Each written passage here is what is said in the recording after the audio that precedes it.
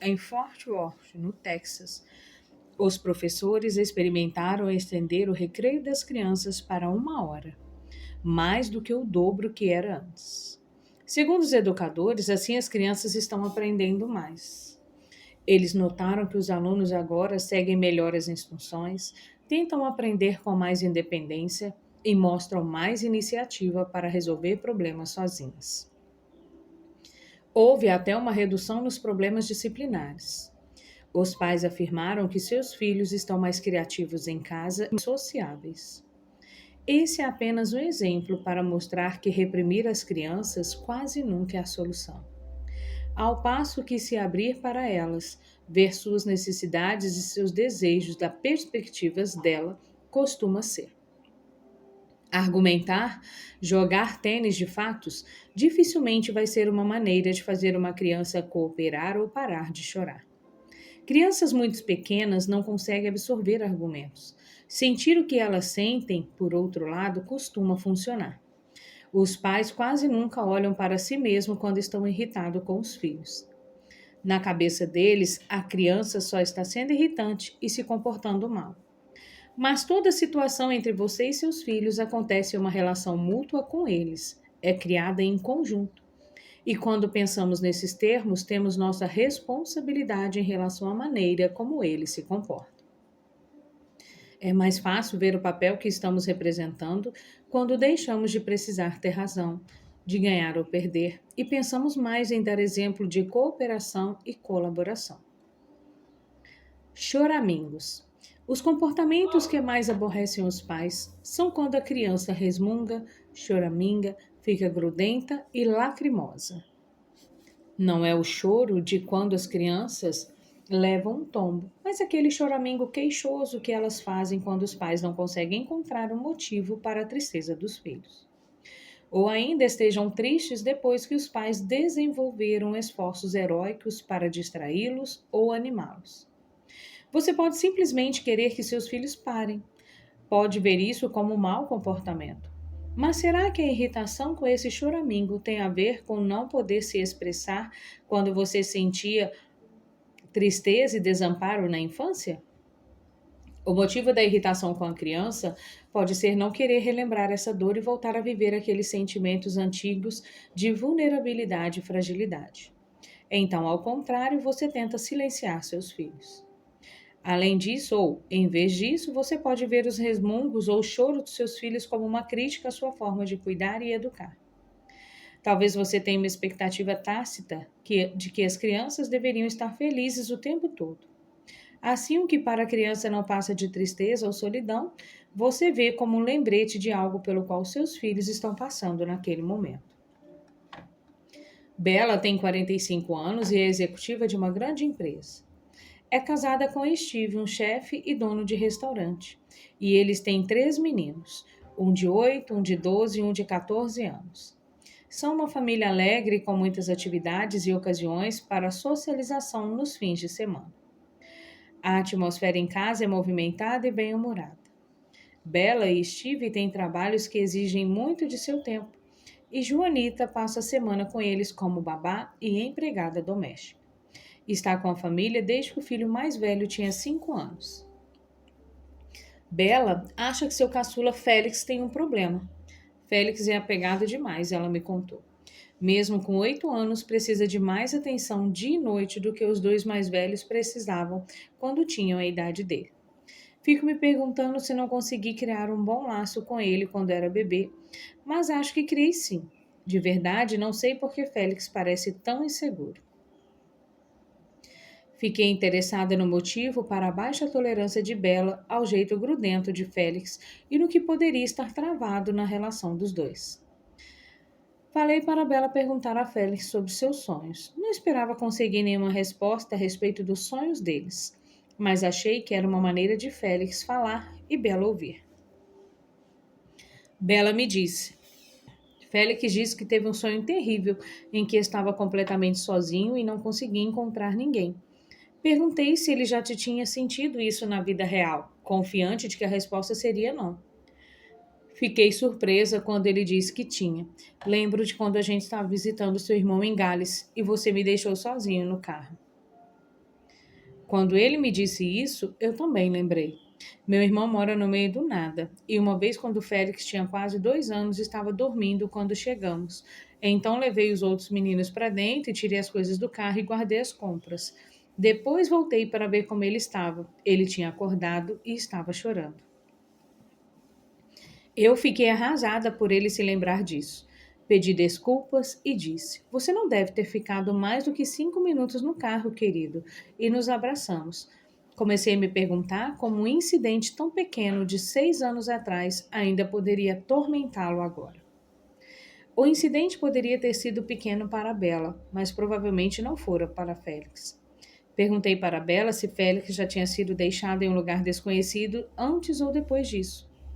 Ela disse não, mas quando ele era pequeno, com 1 ano e 8 meses, teve uma faringite tão forte que precisou ficar internado. Os antibióticos não surtiam efeito e por uma semana ele foi colocado em um coma induzido em um aparelho para conseguir respirar. Enquanto estava em coma, ele ficou sozinho algumas vezes, mas depois que acordou, eu e Steve estávamos sempre com ele.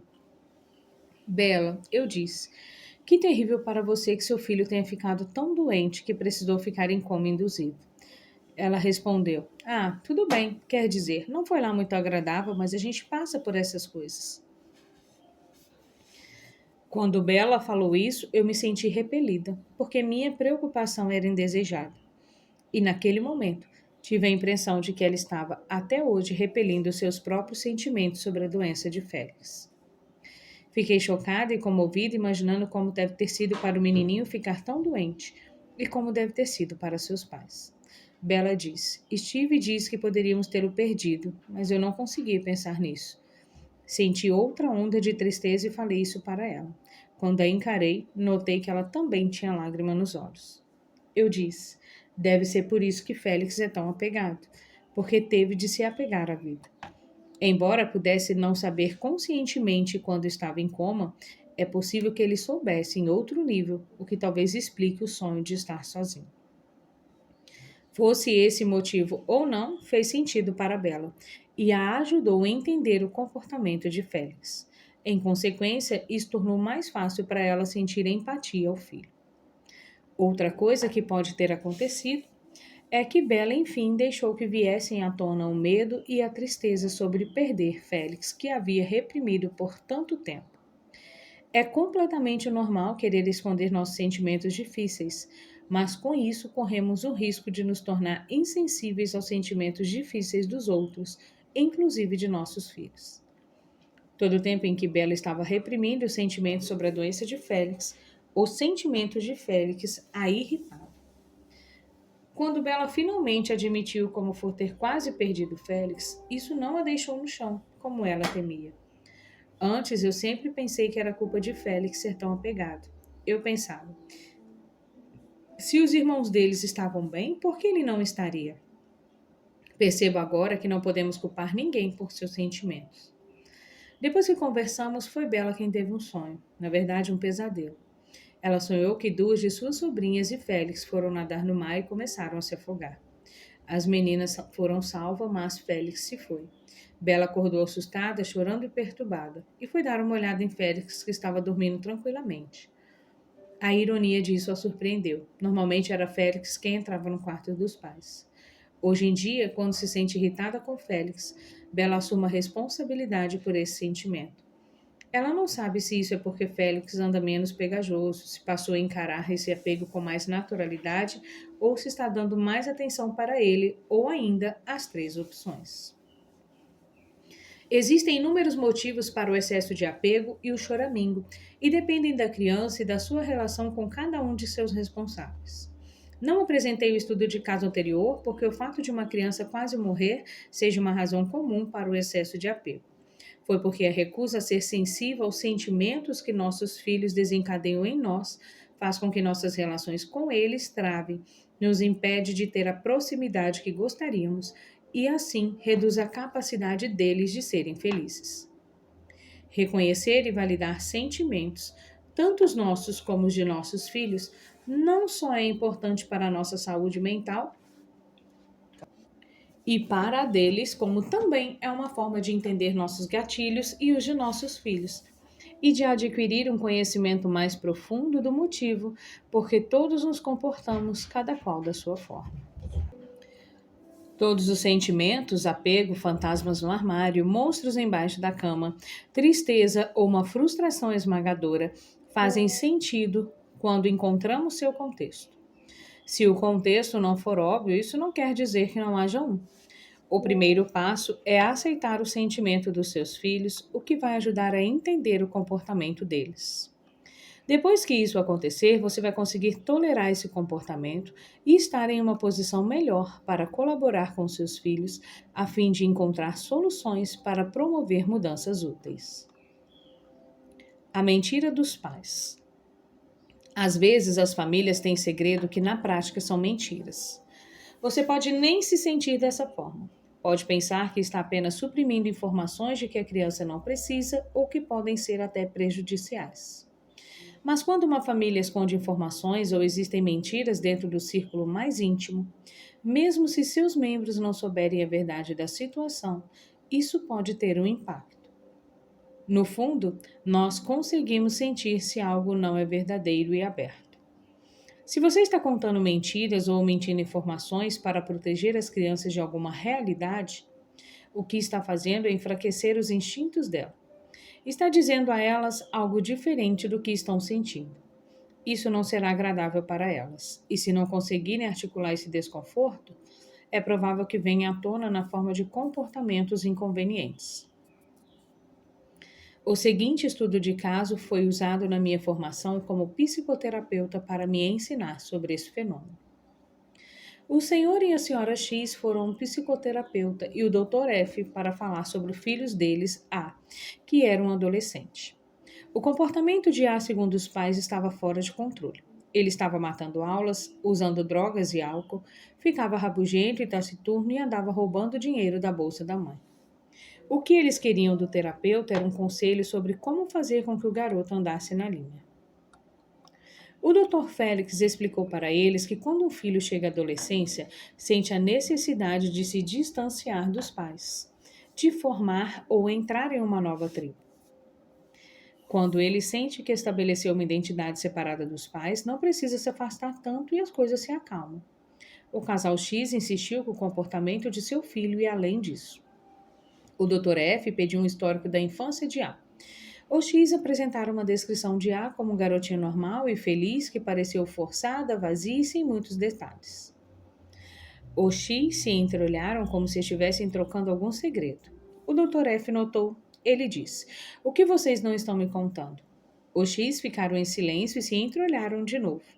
"Vocês dois sempre se deram bem?" O Dr. F arriscou. "Nós não estávamos juntos no começo." O Sr. X disse por fim. Sua esposa olhou feio para ele. "Vocês se separaram quando ele era pequeno?" Então a verdade veio à tona. O Sr. X não era o pai de A, mas A pensava que sim. O verdadeiro pai de A, segundo a Sra. X, não prestava. Era mulherengo, alcoólatra e quando A tinha 1 ano e meio morreu em um acidente de carro causado por dirigir embriagado. A não se lembraria dele. Ele quase nunca esteve lá mesmo, disse a Sra. X. Ele pode não se lembrar conscientemente, mas em algum nível pode ter sentido a presença dele e depois a ausência, o Dr. F sugeriu. Nosso medo é que esse tipo de comportamento esteja nos genes dele, disse a Sra. X. O comportamento, explicou o Dr. F, é uma forma de comunicação, tem significado. Então, o que o comportamento de A está dizendo a vocês? Está dizendo para a gente se ferrar, respondeu o Sr. X. Vocês contaram uma mentira para A, uma mentira enorme. Ele não sabe qual é, mas deveria sentir que alguma coisa não se encaixa e isso o perturba, disse o Sr. F. Nós não mentimos, só não contamos para ele, justificaram o X. Mentira por omissão, definiu o Dr. F. Então, o que a gente deve fazer? Perguntou o X. Não vou dizer a vocês o que fazer, mas estou achando que isso pode ser parte do problema. Os X decidiram contar ao filho. Ele ficou furioso, descobriu que seu pai biológico tinha um irmão, foi conhecer o tio, começou a se esforçar mais, melhorou na escola e entrou na universidade. Seus pais realizaram seu desejo de que seu filho se comportasse. Bastou que reparassem a ruptura. Isso significou entender a raiva de seu filho, assumindo ter preferido a imagem de uma família perfeita a contar a verdade, reconhecendo o impacto que isso havia tido sobre o garoto, pedindo desculpas e aceitando os sentimentos dele a respeito da história. Nunca descobri se isso aconteceu, pois a história acaba aqui. Com muita frequência, quando fingimos que alguma coisa não está acontecendo ou não aconteceu, mentimos por omissão para nossos filhos. É natural querer protegê-los de sentimentos difíceis, mas o problema não são os sentimentos dele, e sim o nosso temor de que virem um problema. Portanto, acredito que seria melhor se eles fossem informados, por exemplo, que os pais estão enfrentando dificuldades, trabalhando para resolvê-las e torcendo que isso aconteça, em vez de manter em segredo questões que afetam o mundo de seus filhos. Se eles ficarem preocupados, você pode tranquilizá-los. Se não contarmos uma notícia muito ruim de uma forma que a criança consiga lidar, ela vai notar a atmosfera de qualquer maneira e pode encontrar explicações ainda piores. Não acredito que se deva mentir para as crianças, nem mesmo por omissão. Portanto, sou contra esconder más notícias, como a morte de alguém importante na família. Mas a notícia precisa ser dada explicando que, embora nós estejamos nos sentindo tristíssimos agora e nunca vamos esquecer a pessoa, vamos nos acostumar com a perda e a vida vai seguir em frente e voltar a melhorar. Da mesma forma, se um dos pais que até então vivia na casa for embora, isso precisa ser discutido antes de acontecer. E as crianças precisam saber os planos e a rotina proposta de como seu mundo vai continuar existindo. Ou seja, ainda ver os pais com uma frequência e uma regularidade previsível. Provavelmente existe uma forma apropriada à idade de comunicar qualquer coisa.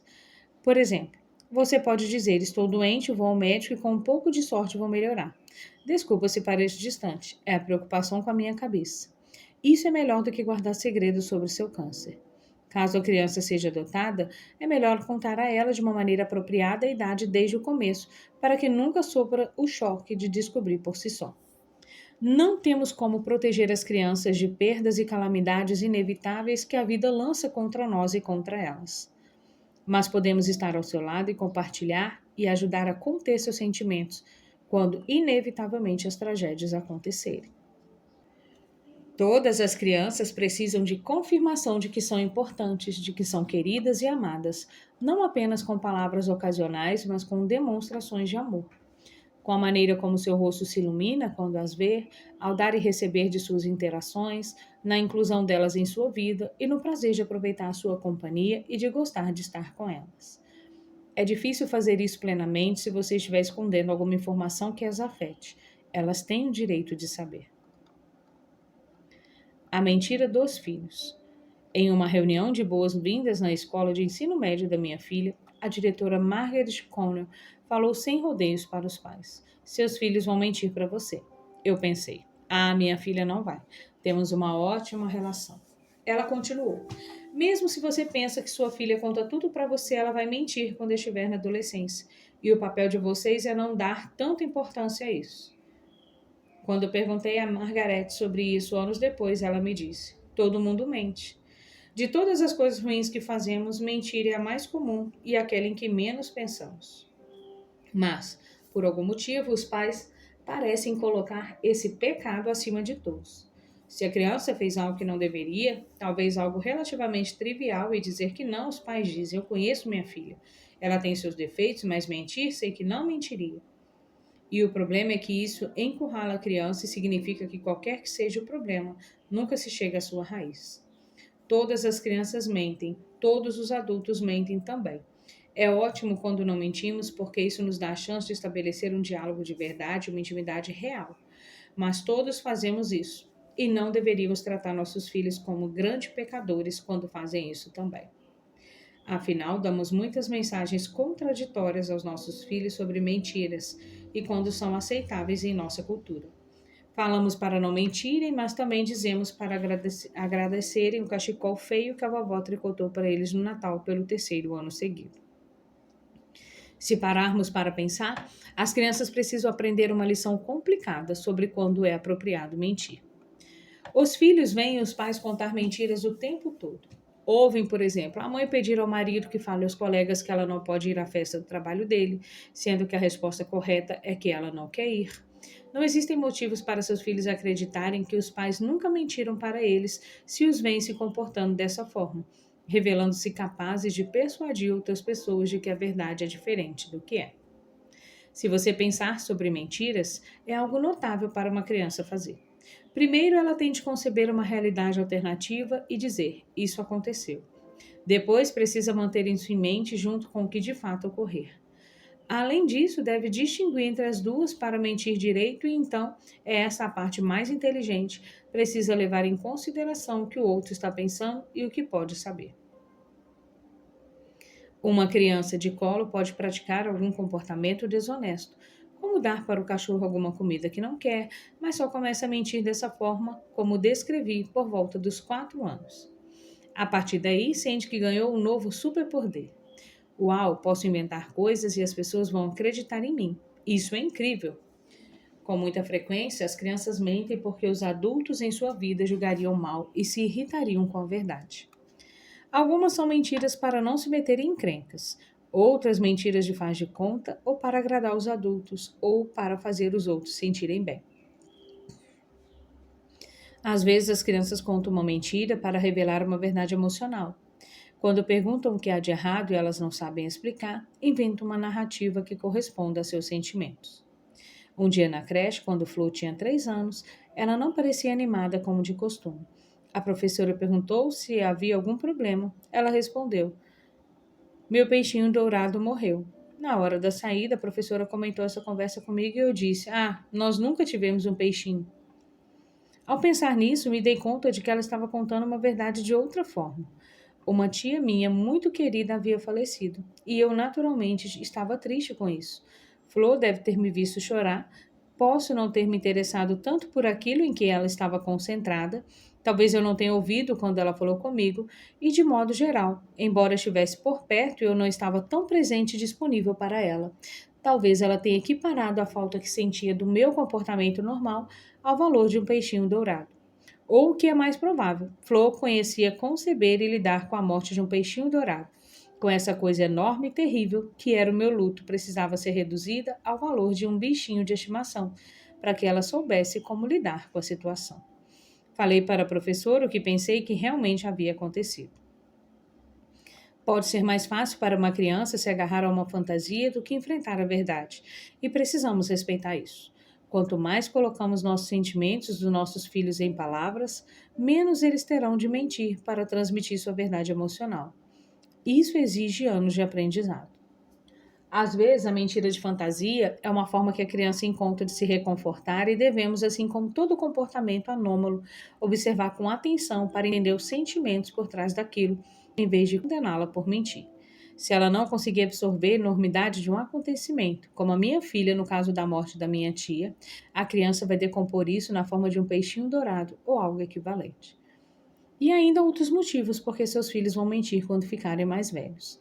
Assim como você pode ter previsto, as sábias palavras da senhorita Connell se concretizaram e Flo mentiu para mim aos 15 anos.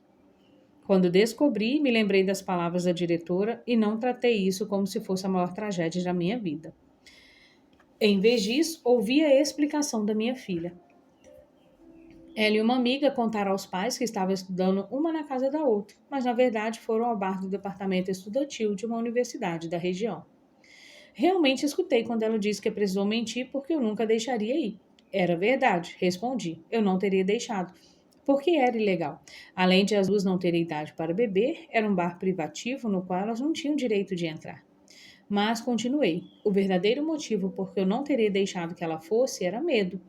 Eu me senti assim porque quando tinha 15 anos tive aventuras parecidas e não contei aos meus pais a respeito. E as minhas escapadas eu me coloquei em perigo e somente por sorte consegui me safar.